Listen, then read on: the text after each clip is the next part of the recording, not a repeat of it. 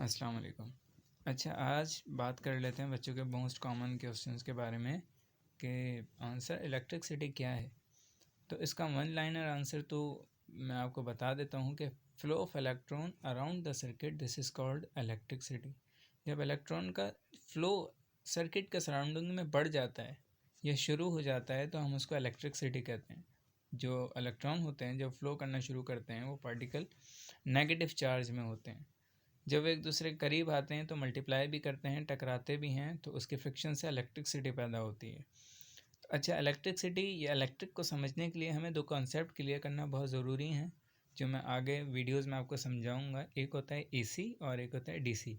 यानी एक कहलाता है अल्टरनेटिव करंट, एक कहलाता है डायरेक्ट करंट। जब इस कॉन्सेप्ट को समझ जाएंगे तो इलेक्ट्रिक या इलेक्ट्रिसिटी आपके लिए और समझना आसान हो जाएगी। लेकिन अभी के लिए कि flow of electron around the circuit, this is called electricity. इसमें प्रोटॉन्स का भी कुछ रोल होता है, लेकिन जो इलेक्ट्रॉन के जो पार्टिकल्स होते हैं, नेगेटिव पार्टिकल्स यानी नेगेटिव चार्ज पार्टिकल्स, वो कंटिन्यूसली फ्लो करते रहते हैं।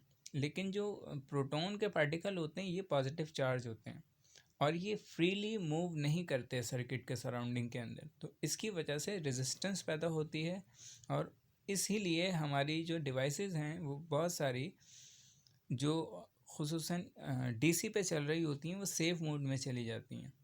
तो जो इलेक्ट्रॉन के चार्ज होंगे वो आपके नेगेटिव में होंगे, जो प्रोटॉन के चार्ज होंगे जो फ्रीली मूव नहीं करते वो पॉजिटिव चार्ज कहलाएंगे।